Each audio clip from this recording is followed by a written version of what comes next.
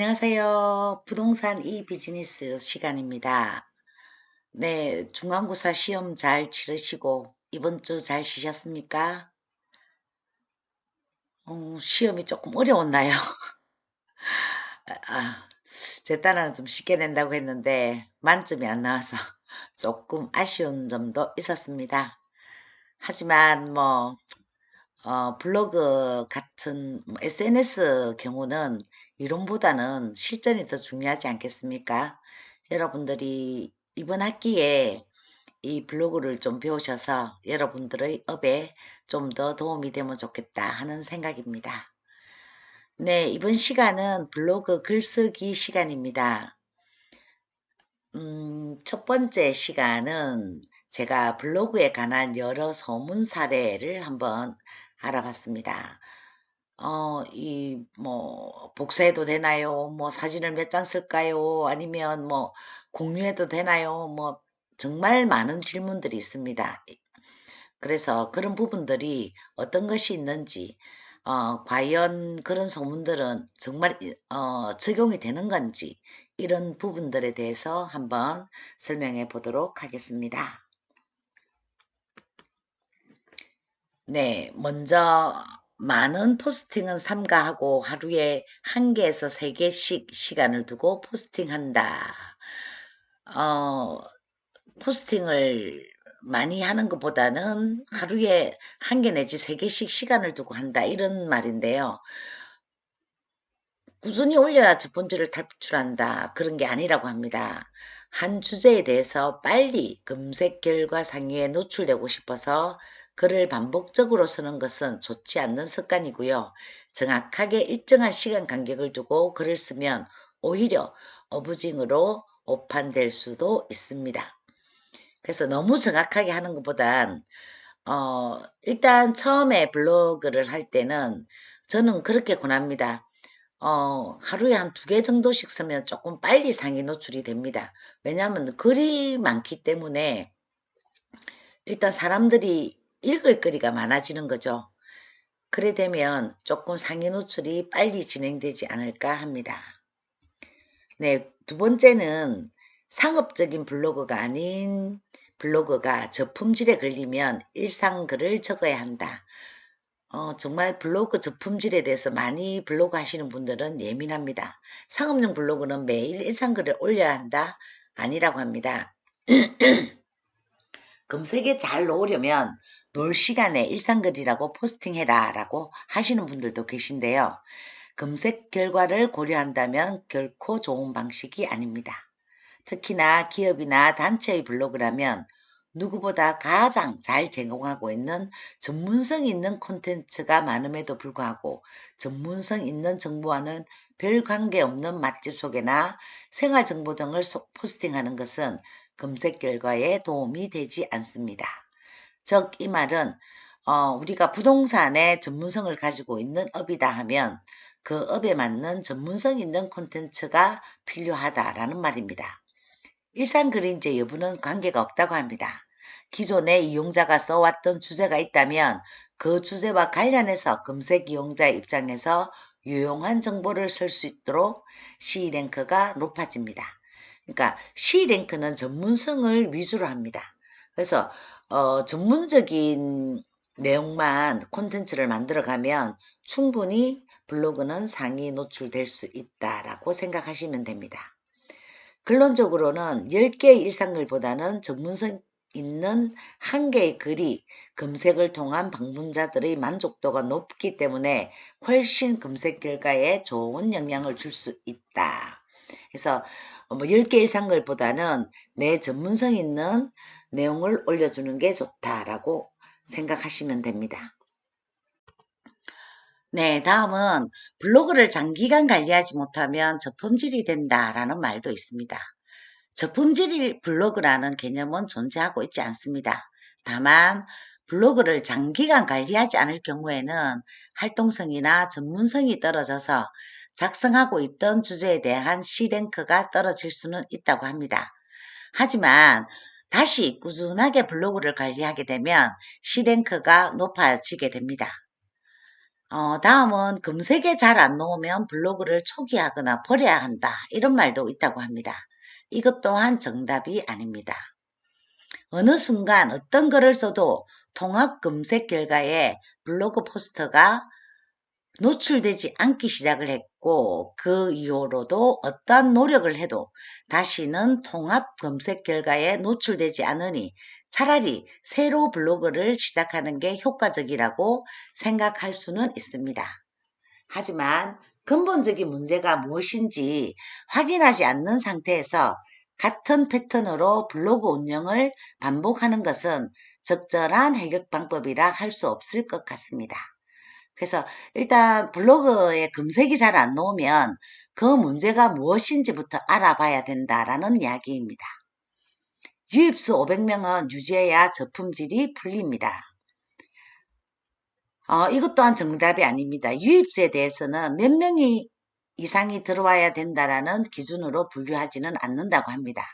그러므로 특정 수 500명 이상을 유지하려고 스트레스를 받을 필요는 없다고 하네요. 하지만 블로그가 활성화되어 있을수록 C랭크가 상승하므로 특정 수 이상을 반드시 채울 필요는 없지만 유입수 정보는 좋은 지표가 될 수 있다고 합니다.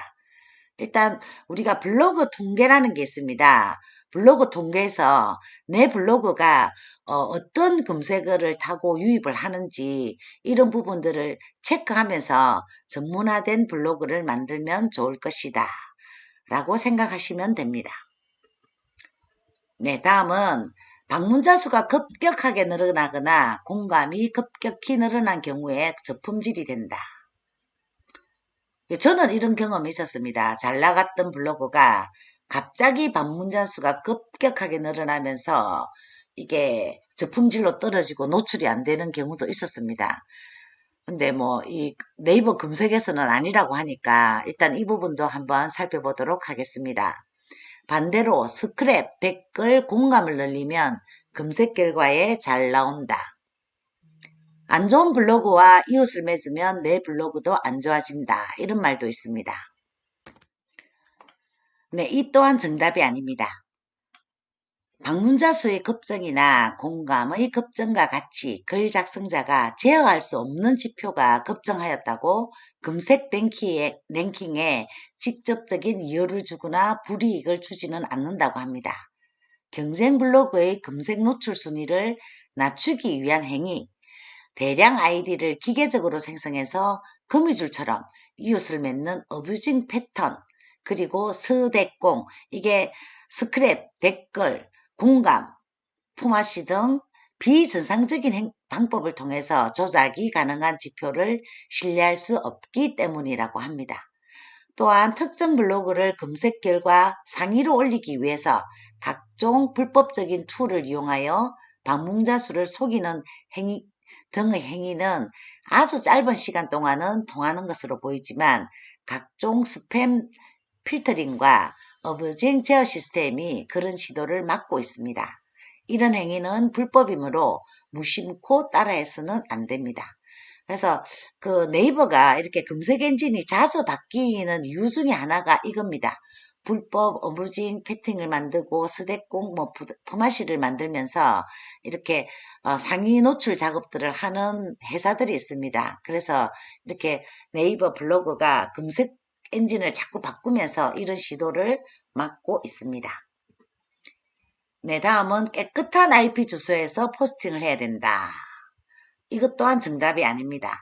평소 상업용 홍보성 포스팅을 많이 하는 IP 주소 대역에서 블로그 포스팅을 하면 검색 결과에서 불이익을 받는다는 소문이 있었습니다.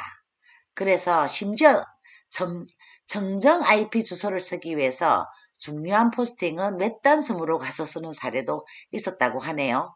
PC방 등의 공공장소에서 포스팅을 하거나 해외여행 중 외국에서 포스팅하는 등 정상적인 상황에서 매우 다양한 IP 주소가 사용될 수 있기 때문에 IP 주소 정보만으로는 해당 IP 주소 대역에서 생산된 문서가 스팸 문서인지는 판단할 수는 없다고 합니다.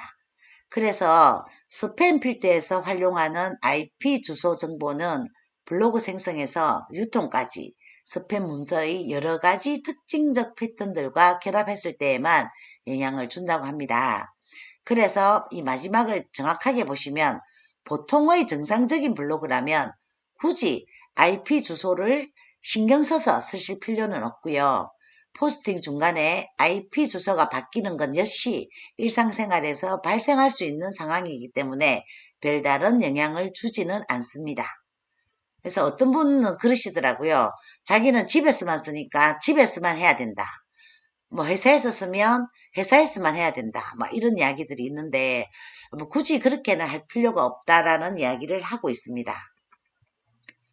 글을 붙여 넣으면 안 된다. 즉 복사 붙여 넣기를 말하고 있습니다. 이것 또한 아니라고 합니다. 내용 한번 읽어보겠습니다. 사람에게는 불가능한 비정상적인 타자 속도로 글을 작성하게 되면 기계가 글을 작성한다고 추측해 볼 수 있습니다.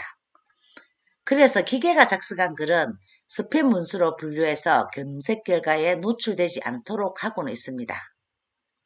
중요하죠. 그래서 붙여넣기 하면 안 되는 거죠. 타자 속도로 글이 작성되면 비정상적인 타자 속도로 글이 정상되면 기계가 글을 작성했다고 추측을 한다고 합니다. 그래서 기계가 작성한 글은 스팸 문수로 분류한다고 하니까 일단은 글을 붙여넣는 것은 안 된다라고 보시면 됩니다. 이러한 과도한 타자 속도를 계산하는 방식은 여러 가지가 있지만 통상적으로 글 작성 시간, 간격과 글 길이를 고려해서 평균적인 타자 속도를 계산합니다. 그렇다면 붙여넣기로 쓴 글의 경우 직접 타자로 입력한 글보다 당연히 작성 시간이 짧으니 스팸 문서로 분류되는 것이 아니냐라고 걱정할 수 있는데요. 전혀 걱정하실 필요가 없습니다. 왜냐하면 한두 개의 포스팅을 위해 기계를 사용하는 경우는 거의 없기 때문입니다. 즉 글을 붙여 넣어서 과도한 타자 속도로 포스팅을 했더라도 그 포스팅이 스팸 문수로 분류된 만큼 다량의 반복적인 포스팅이 아니라면 문제가 되지 않습니다. 과도한 속도 이런 부분이 참 애매하기는 한데요. 가급적이면 글 붙여넣기는 안 하는 게 좋다라고 생각을 합니다. 글 붙여넣기를 잘못하면 인터넷상 돌아다니는 유사 문서로 판단이 되기 때문에 가급적이면 글을 써서 붙여넣기는 안 하는 것이 더 좋다라고 말씀드리고 싶습니다. 글을 수정하면 안 된다. 카테고리를 이정하면 안 된다. 이것 또한 정답이 아닙니다. 글을 수정하면 검색 결과에 불이익이 있다라는 소문이 있는데 그 출처가 어디이고 어떤 근거 때문인지를 가늠할 수 없는 황당한 소문인 경우가 있습니다. 이러한 소문 때문에 오탈자나 틀린 정보가 있어도 수정하지 못하는 블로그 분들이 많다는 것은 정말 안타까운 일이라고 합니다.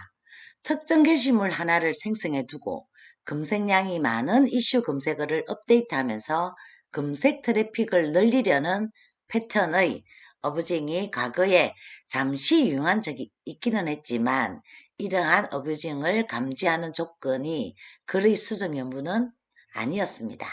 만약 이러한 어뷰징 경험으로 비롯한 소문이라면 헛다리 짚은 격이다 라고 말하고 있습니다. 예, 저도 일단 제 블로그 같은 경우는 실험을 위해서 쓰는 경우가 많습니다. 그래서 사실 제목도 수정을 해보고요. 본문도 수정을 해보면 노출에는 큰 변화는 없더라라고 알려드리고 싶습니다. 잘못된 상식, 검색어를 본문과 제목에 많이 넣을수록 좋다. 검색어가 많이 포함된 문서일수록 해당 검색어에 대한 내용을 다루고 있을 가능성이 높다. 그래서 이런 문서가 먼저 나오는 게 좋다고 단순하게 생각할 수도 있습니다. 우리가 이 블로그 글을 쓰는 거는 자연스럽게 스토리텔링 있죠. 이야기하듯이 쓰는 것이 가장 좋습니다. 그래서 내가 만약에 검색어에 동의대 부자학과라는 제목을 가지고 글을 썼다고 하면 이 동의대 부자학과라는 단어가 아마 우리가 이야기를 하다 보면 그 단어가 들어갈 때가 있지 않겠습니까? 그래서 의도적으로 5분을 내야 된다, 10분을 내야 된다 이런 이야기도 있기는 했었지만은 우리가 스토리텔링 이야기하듯이 글을 쓰다 보면 자연스럽게 키워드에 들어가 있는 단어들이 나옵니다. 그래서 일단은 블로그 글은 자연스럽게 쓰는 게 좋다. 스토리텔링으로 써라 라고 추천을 해드립니다. 네, 다음은 이런 걸 요즘 많이 하시던데요.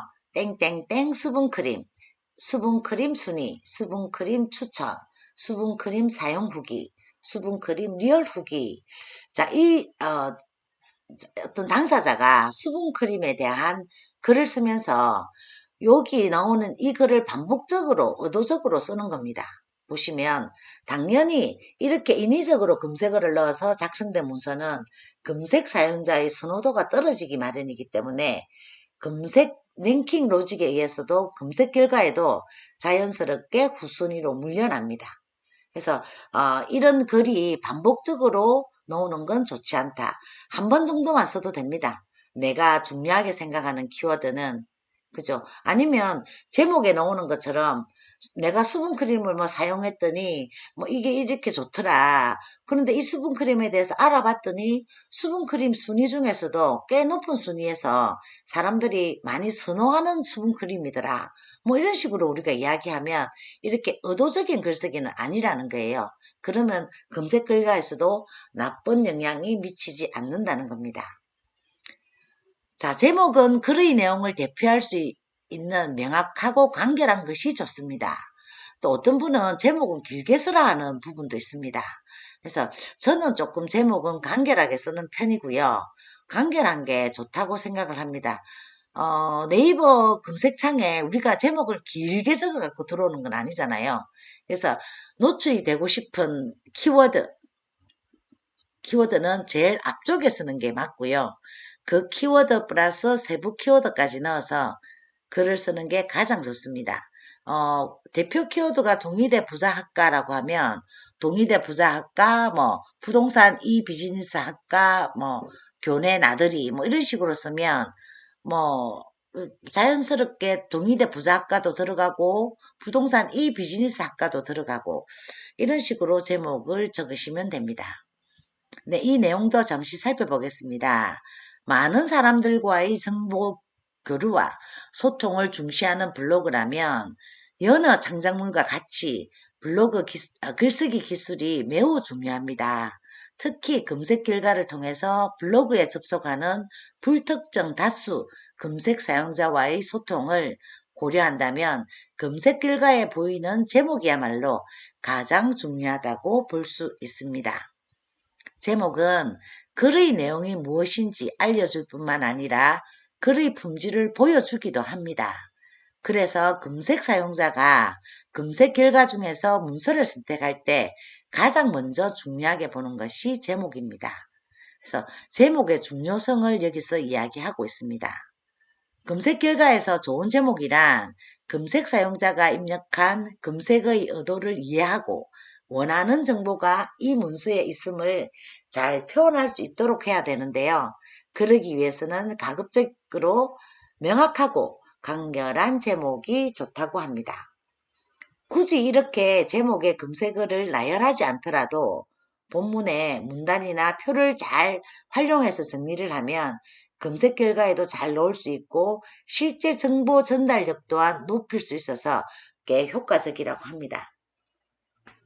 제가 블로그를 운영을 해보면 일단 제목이 가장 중요하고요. 그 제목 안에 있는 글들 그리고 그 제목에 포함된 내용들이 자연스럽게 본문 내용에 녹아있는 것이 가장 효과적이더라고요. 그래서 여러분들도 이제 블로그를 운영하시는 분이 계시면 일단 제목의 중요성도 잘 아셔야 하고요. 그 다음에 그 제목에 나와 있는 내용들을 일단 제목에 나와 있는 단어들을 잘 풀어서 블로그를 이렇게 글을 쓰시면 된다라고 보시면 됩니다. 네, 또 다음입니다. 네이버는 사용자 보호 및 검색 품질을 위해서 낚시성 문서를 스팸, 어뷰지 문서로 분류를 하고 낚시성 문서가 검색 결과에 나오지 않게 하고 있습니다. 낚시성 문서는 어떤 건지 한번 보겠습니다. 검색 의도와 관계없는 내용을 검색 결과에 노출시키기 위해서 의도적으로 특정 키워드들을 포함해서 게시한 문서를 말합니다. 그래서 제목에 있는 내용이 아니고 본문 안에 제목하고 완전히 다른 글이 나와서 그 글에 또 링크를 걸어두는 겁니다. 그래서 그 링크로 고객이 들어오게 하는 거. 이런 것들이 검색 결과에는 나쁜 문서로 우리가 그 네이버에서는 보기 때문에 그렇게 하면 안 된다는 내용이고요. 검색 결과 내에서 다른 문서에 나쁜 영향을 주거나 검색 탐색에 불편을 주는 제목 역시 제재 사유가 될 수 있다고 합니다. 자, 어떤 내용인지 한번 볼게요. 키워드를 나열하거나 낚시성 제목을 쓴 것도 아닌데 검색 결과에서 불이익을 받는 제목의 형태도 있습니다. 바로 제목에 의미 없는 특수문자를 삽입한 경우가 그렇습니다. 물론 단순히 특수문자를 제목에 사용했다는 것만으로 정상적인 블로그 포스터 제재를 받는 것은 아닙니다. 네이버 검색 서비스는 원 출처를 가지고 있는 정보를 검색 사용자에게 오롯이 전달하고자 블로그 포스트를 포함한 모든 문서에 임의적인 가공이나 편집을 하지 않습니다. 그러나 수많은 문서가 뒤섞여 있는 검색 결과 속에서 원하는 정보를 가장 빠르게 찾을 수 있도록 하기 위해서 정보 탐색 및 기타 검색 사용성에 좋지 않은 영향을 주는 문서는 제재 대상이 될 수 있습니다. 좀 애롭긴 한데요. 제목에 의미 없는 특수문자를 넣지 말라고 합니다. 단순히 특수문자를 제목에 사용했던 것만으로도 제재를 받는 것이 아닌데 검색 서비스 자체가 원 출처가 가지고 있는 정보가 검색 사용자에게 정확하게 잘 전달될 수 있는 걸 바란다. 그래서 편법적인 거는 쓰지 마라 라고 그렇게 이야기하고 있습니다. 네, 다음은 본문은 자유롭게 하지만 이것만은 피해주세요 라는 게 있네요. 블로그의 모든 포스트는 소중하게 다뤄져야 하는 장작물입니다. 물론 타인에게 피해를 줄 수 있는 유해 문서는 제외시키고 말입니다. 네이버가 말하는 유해 문서는 다음과 같이 정의하고 있습니다. 음란성, 반사회성, 자살, 도박 등 법률을 통해 금지하고 있는 불법적인 내용으로 이루어져 있거나 불법적인 사이트로의 접근을 위해서 작성된 문서, 그리고 사생활 침해 방지 또는 개인정보 보호, 저작권 보호 등을 위해 노출이 제한되어 있어야 하는 문서, 그리고 피싱이나 악성 소프트웨어가 깔리는 등 사용자에게 피해를 줄 수 있는 문서, 이 세 가지의 내용만 없으면 일단은 네이버 포스팅을 조금 자유롭게 해도 된다라고 네이버 검색은 이야기를 하고 있습니다. 네이버 블로그가 의외로 참 많이 간단합니다. 너무 어렵게 생각하다 보니까 이것도 안 되나 저것도 안 되나 이렇게 물어보시는 분들이 참 많기도 한데요. 그냥 제목에 있는 단어를 내가 본문에 이 단어에 있는 내용들을 그냥 편안하게 스토리텔링 이야기하듯이 풀어내면 뭐 특별하게 뭐 블로그에서 노출시켜 주지는 않습니다. 노출을 시켜주지 않는 것은 아닙니다. 그래서 여러분들이 일단 블로그의 경우는 어떤 분이 보니까 뭐 일단 동의대 부작가 이러니까 노출이 되는 블로그가 있더라고요. 누군지는 모르지만 한번 알려주세요. 이 영상이 나가면 우리 단톡방에. 그래서 일단 블로그를 처음 하시는 분 같으면 사진, 글 간단하게 넣어서 이렇게 활용하다 보면 블로그가 여러분들이 상위 노출로 갈 수 있는 그런 게 됩니다.